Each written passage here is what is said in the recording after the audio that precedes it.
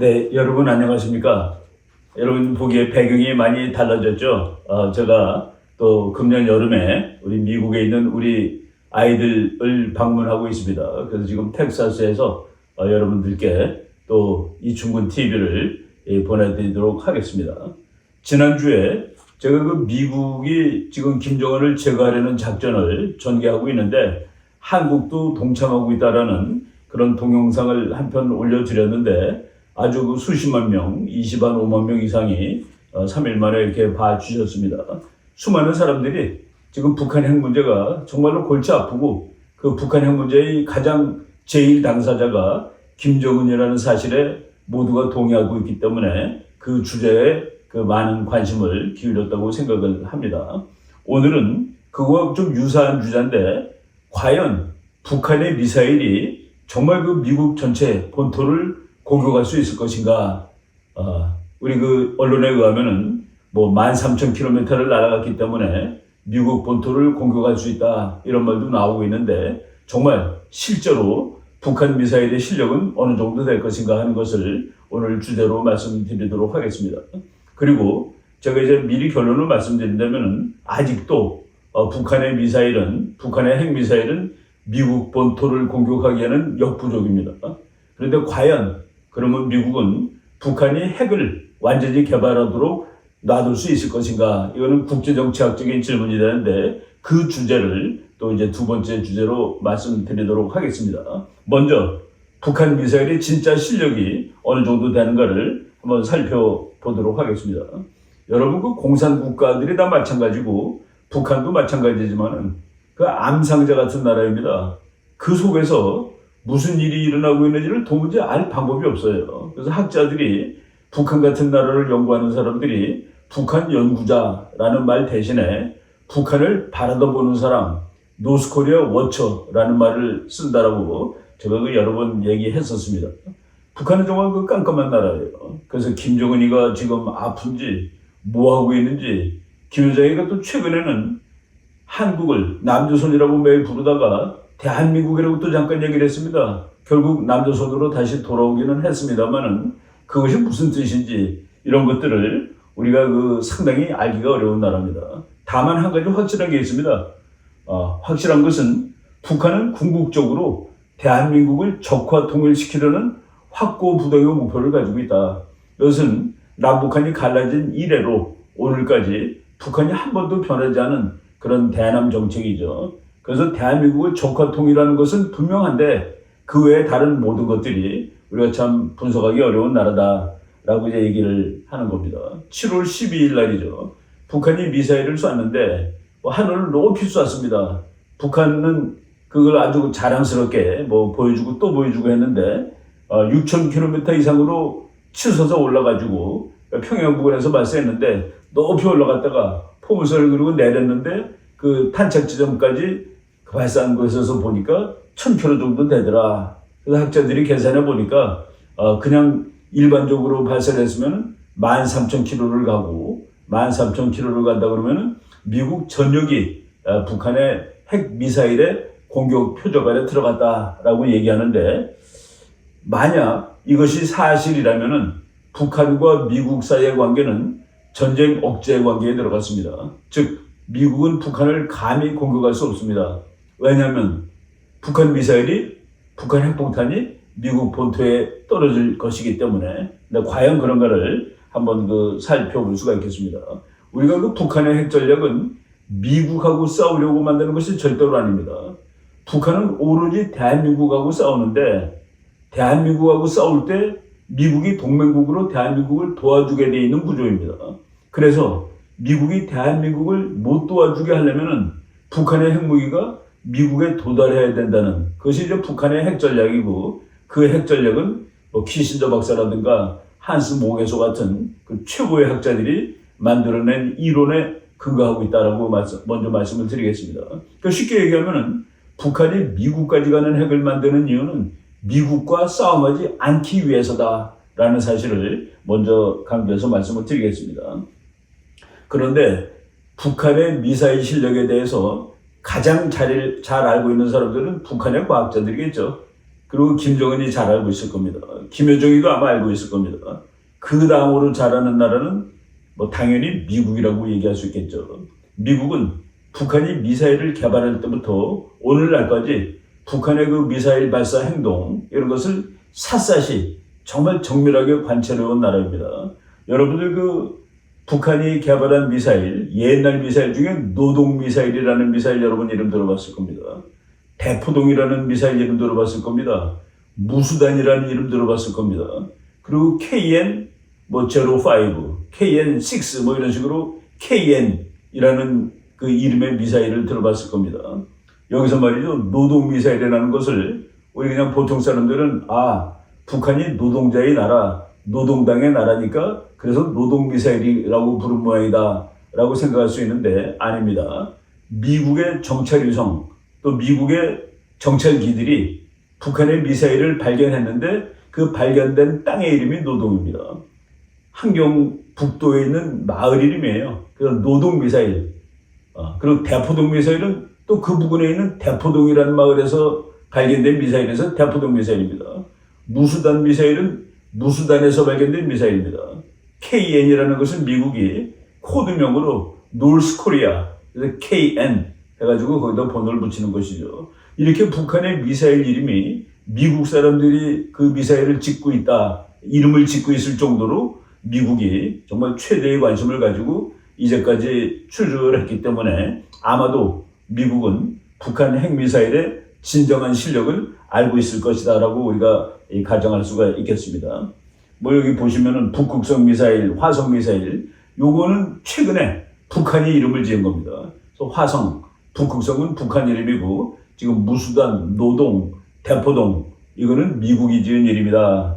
그러니까 미국은 북한 핵과 미사일에 대해서 오랫동안 관찰을 해왔다.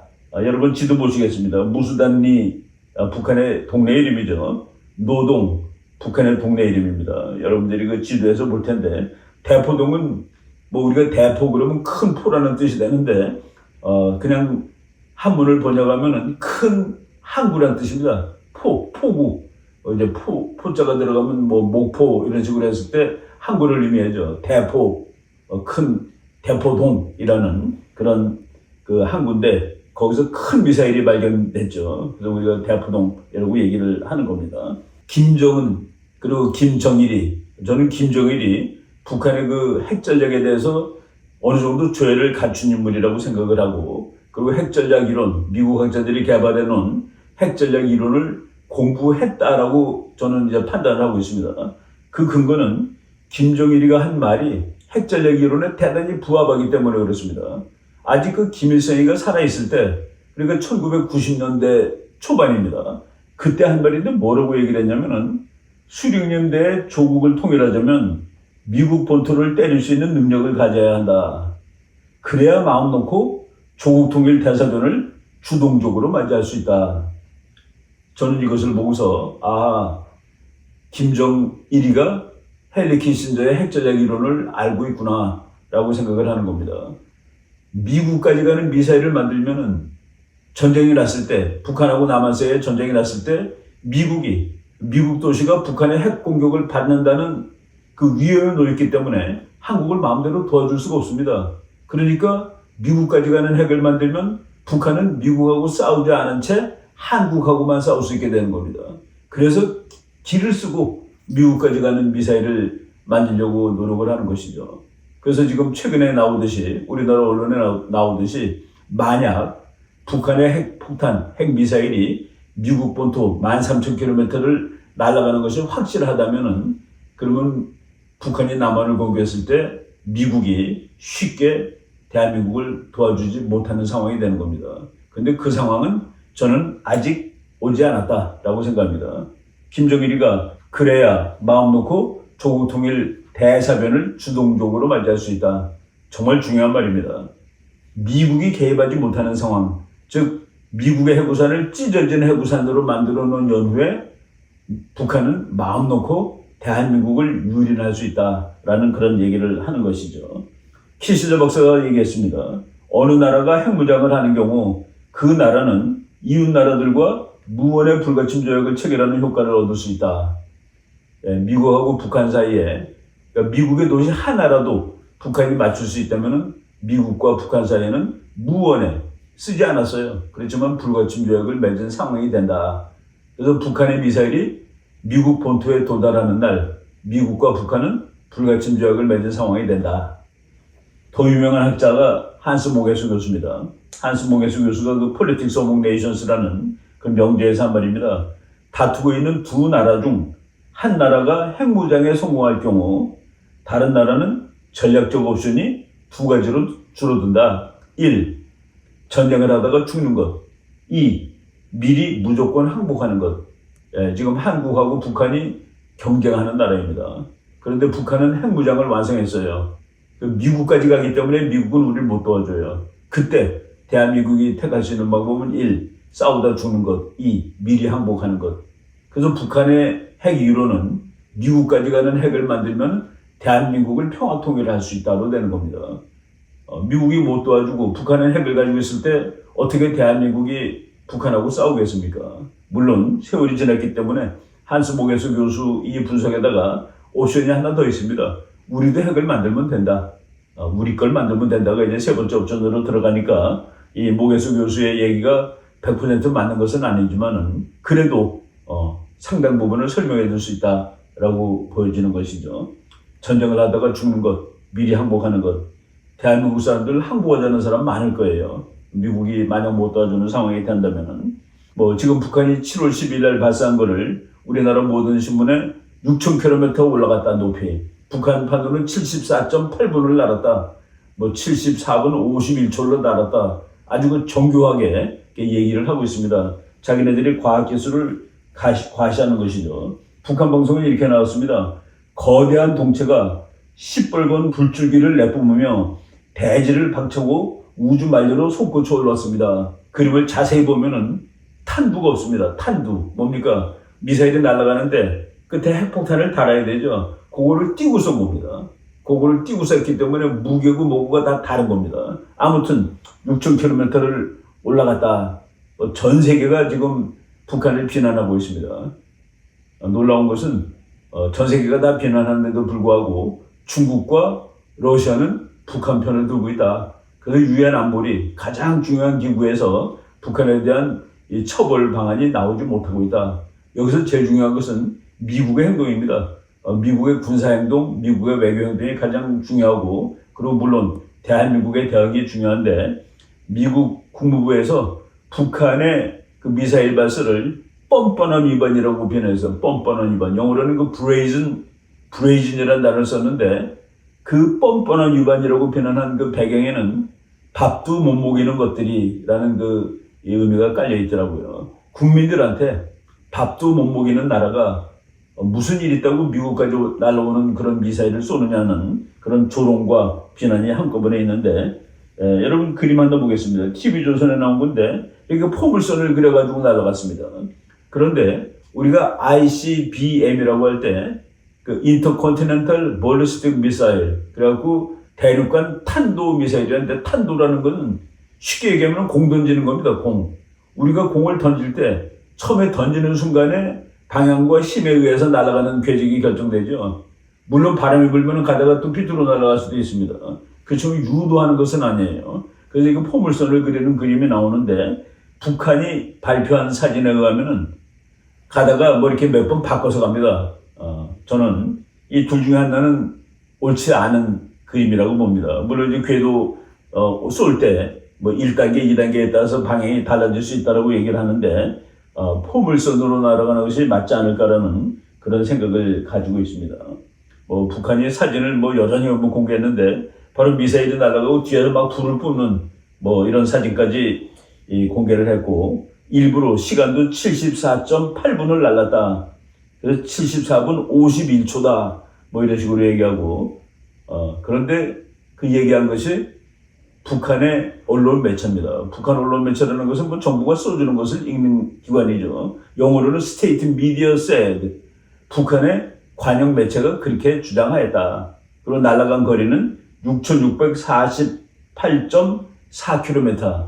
그러니까 뒤에 몇백 미터 다니까 아주 자세히 하게 얘기했고, 그리고 난 거리, 그러니까 이 폭은 1001.2km 아주 그 상세하게 보도를 했는데 이만큼 우리가 과학적이다. 그리고 쏜 자리에 명중하였다라고 얘기했는데 그거는 우리가 이제 그렇다 아니다를 판단할 수 있는 근거는 없는데 우리나라 대부분이 언론이 북한이 정말 이렇게 실력이 대단하다라고 얘기를 하는데 지금 뭐 여러분들이 그 그림 몇 개 보겠습니다. ICBM이 날아갔을 때 맨 처음에 날아가서 1단계가 떨어져가지고 틀고 2단계가 떨어져서 또 조금 틀고 뭐 이런 식으로 그림을 그려놨는데 맨 마지막에 도착할 때는 리엔트리라고 합니다. 그러니까 우주로 나갔다가 다시 들어와야 되는데 보통 평균적으로 미사일이 날아가는 거리는 지구에서 한 800 내지 1600km 상공을 납니다. 우리가 그 비행기들이 한 10km 정도 날고 있거든요.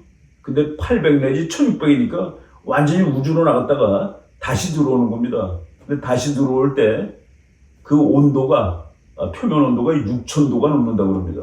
웬만하면 다 녹아버립니다. 그래서 그 기술이 있느냐가 대단히 중요한데 과거 미국이 그 기술을 개발할 수 없다라고 생각하고 그래서 폭격기로 폭격하는 것이 제일 타당하다라고 생각을 한 적조차 있었습니다. 물론 소련이 인공위성을 만든 다음에 미국도 인공위성을 개발했습니다만은 그 리엔트리 우주에서 다시 지구로 들어오는 것이 너무나도 어려운데 그것을 북한이 했느냐 이거는 지금 도무지 알 수 없습니다. 그걸 재진입 기술이라고 얘기하는데 여러분들이 그림 하나 보겠습니다. 이렇게 빼죽하게 생긴 거 미국에서는 리엔트리 비클이라고 그러는데 재진입하는 뭐 비클 그러면 자동차라는 뜻도 되죠. 재진입하는 뭐 운반 장치 그리고 이렇게 빼죽하게 생긴 그러니까 무슨 길거리에 그 공사할 때 놓는 콘처럼 생겼습니다. 그 속에 핵탄두가 들어있고 이게 지상에 도착하면 터지게 돼 있는데 6천 내지 7천도의 열을 감당해야 된다. 북한이 그런 거 있는지 모르겠다 했는데 놀라운 뉴스가 아주 잠깐 스쳐 지나갔습니다. 그 7월 13일 날 그 미국의 보이스 오브 아메리카의 전문가들이 이번에 그것이 북한 화성 18호라고 그러는데 화성 18호가 고고도 도달 역량이 부족하다. 지금 북한은 6,000km 올라갔다는데 6,000km면 엄청나게 고고도죠. 그런데 일본 정보라든가 다른 나라 정보를 보면은 나른 시간만 북한이 발표한 74분 몇 초를 인용하고 있는데 6,000km 올라갔다는 것은 확인을 안 해주고 있습니다. 근데 미국에서 북한의 화성 18호는 고고도 도달 역량은 부족한 것으로 알고 있다라고 얘기를 합니다. 그렇게 얘기를 한 사람이 뭐 그냥 보통 사람이 아니라 여러분들이 지금 사진을 보실 텐데 로버트 수퍼 박사라는 사람입니다.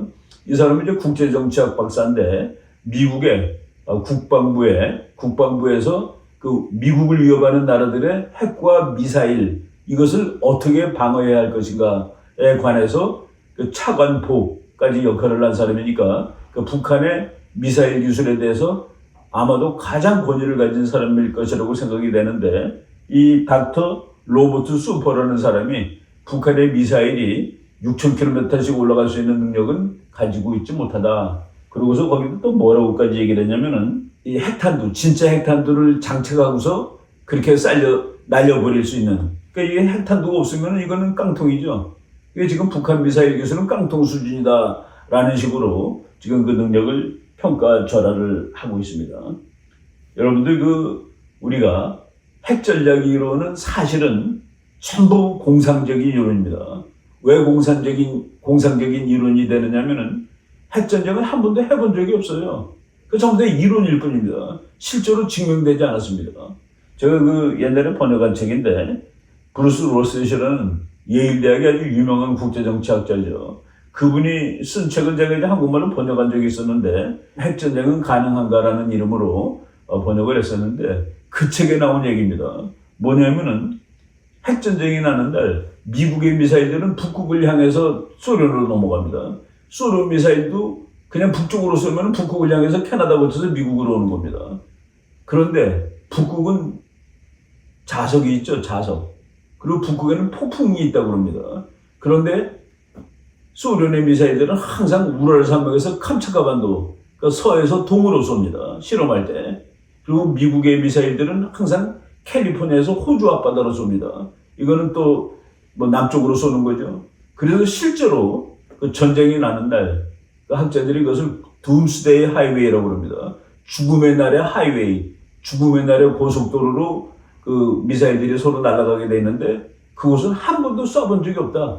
그래서 지금 미국의 미사일, 소련의 미사일들이 명중한다고 가정할 뿐이지 진짜로 명중했다라고 밝혀진 적은 한 번도 없다라고 얘기하는 겁니다.